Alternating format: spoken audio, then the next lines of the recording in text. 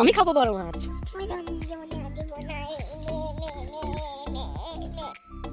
মাই বড় মাছটা নিয়ে না।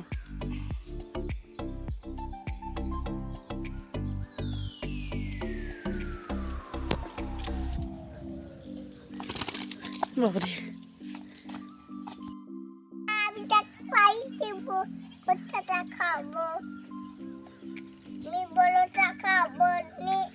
কোনটা খাবে তুমি? আমি এইটা খাবো। ওইটা খাবে? আর এই বড় মাছগুলো কে খাবে? আমি খাবো, দুটা খাবো। দুটো খাবা তুমি? কে ধরেছে মাছগুলো বাপি? থামি থামি থামি থামি আর মা মা মা মা।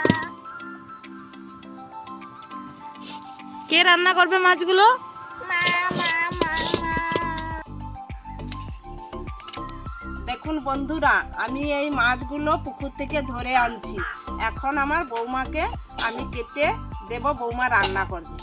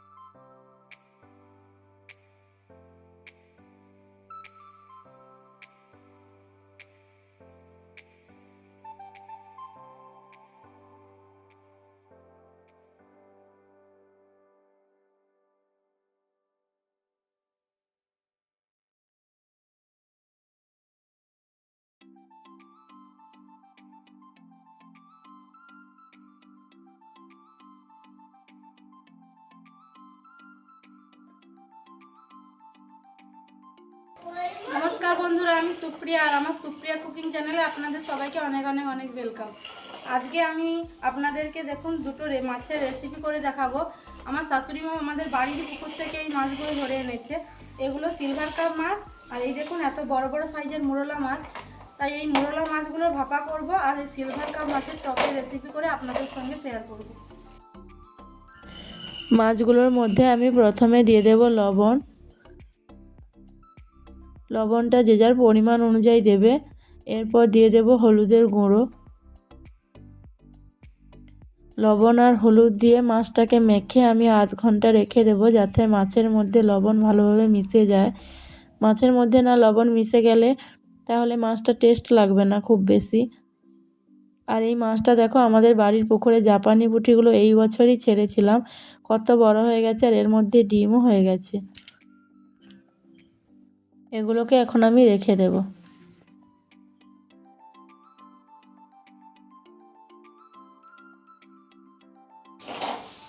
আজকের আমার রেসিপিগুলো বানানোর জন্য যে যে উপকরণগুলো লাগছে সেগুলো আপনাদেরকে আগে করে দেখিয়ে দিচ্ছি।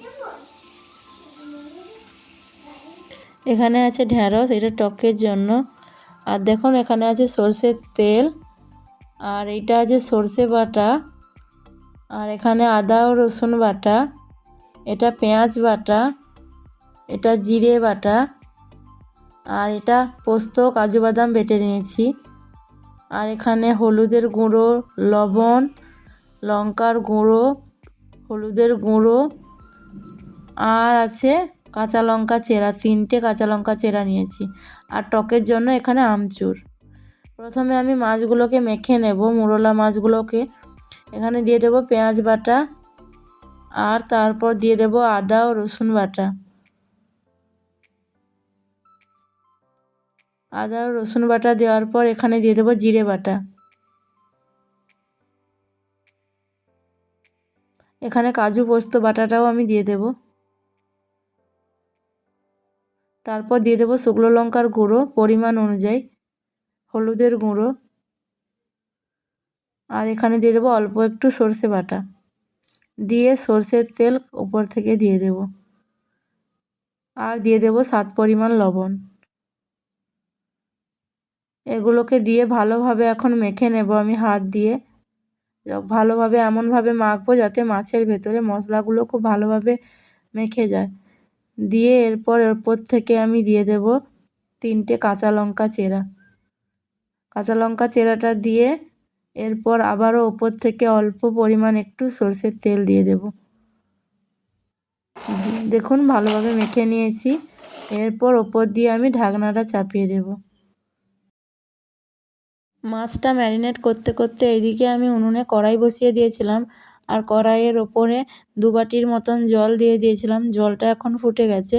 তো জল ফুটে যাওয়ার পরে আমি টিফিন বক্সটাকে এই জলের ওপরে দিয়ে দিয়েছি, আর এখন ঢাকনা দিয়ে দেব। ঢাকনা দিয়ে 10 থেকে 15 মিনিট ফুটিয়ে নেব। 10 থেকে 15 মিনিট হয়ে গেছে। এরপর দেখে নেব আমি রান্নাটা কমপ্লিট হয়ে গেছে কিনা।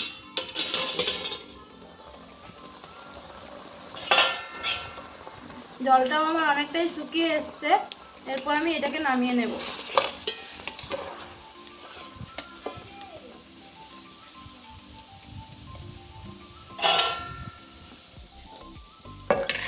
টিফিন বক্সটা কিছুক্ষণ ঠান্ডা করতে রাখবো, রাখার পর খুলে নেব। মোরলা মাছটা রান্না হয়ে গেছে। এরপর বানিয়ে নেব সিলভার কাপ মাছের টক। এক এক করে আমি মাছগুলো তেলের মধ্যে দিয়ে দেবো।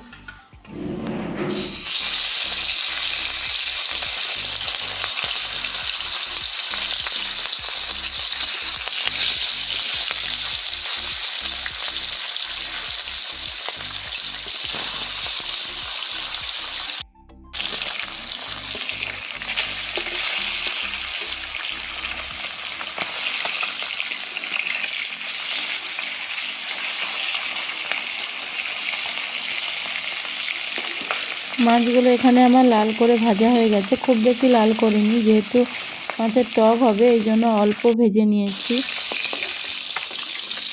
এবার এক এক করে মাছগুলোকে আমি কড়াই থেকে নামিয়ে নেব, নিয়ে বাকি মাছগুলোকে ভেজে নেব।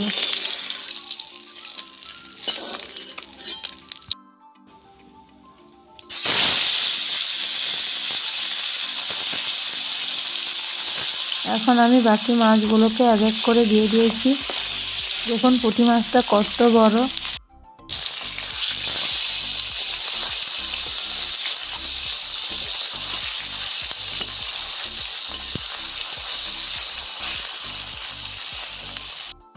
এখন আমার এখানে টিফিন বক্সটা ঠান্ডা হয়ে গেছে। এখন খুলে দেখব মাছের ভাপাটা কীরকম হয়েছে, আর আপনাদেরকেও দেখাবো। দেখুন এই যে আমার মাছের ভাপাটা ঠিক এরকমভাবে হয়েছে। খুব সুন্দরভাবে মাছগুলোও আমার সেদ্ধ হয়ে গেছে। মাছ ভাজার তেলে আমি 5 ফোড়ন দিয়ে দেব, আর প্রথমে ধুয়ে কেটে রেখেছিলাম ভেন্ডিগুলো, এগুলোকেও দিয়ে দেব। দিয়ে ভালোভাবে লাল করে ভেজে নেব। টকের মধ্যে ভেন্ডি খেতে খুব ভালো লাগে বন্ধুরা। তারপরে দিয়ে দেব হলুদের গুঁড়ো। হলুদের গুঁড়ো দেওয়ার পর দিয়ে দেব লঙ্কার গুঁড়ো আর পরিমাণ মতন লবণ। দিয়ে ভালোভাবে আমি এইটাকে ভালোভাবে লাল করে ভেজে নেব। দেখুন আমার ভাজাটা ভালোভাবে হয়ে গেছে। এর ওপরে দিয়ে দেব সর্ষে বাটা। সর্ষে বাটা দিয়েই সঙ্গে সঙ্গে জল দিয়ে দেব, নাহলে সর্ষেটা পুড়ে গেলে খেতে তেতো হয়ে যাবে। এরপর দিয়ে দেব আমচুর। আমচুরটা পরিমাণ অনুসারে। এই আমচুরগুলো খুব বেশি টক নয়, এই জন্য 2টো দিয়েছি, একটাও দিতে। এখন টকটা ফুটছে, ফুটে এসছে। এরপর এক এক করে আমি মাছগুলো এর মধ্যে দিয়ে দেবো।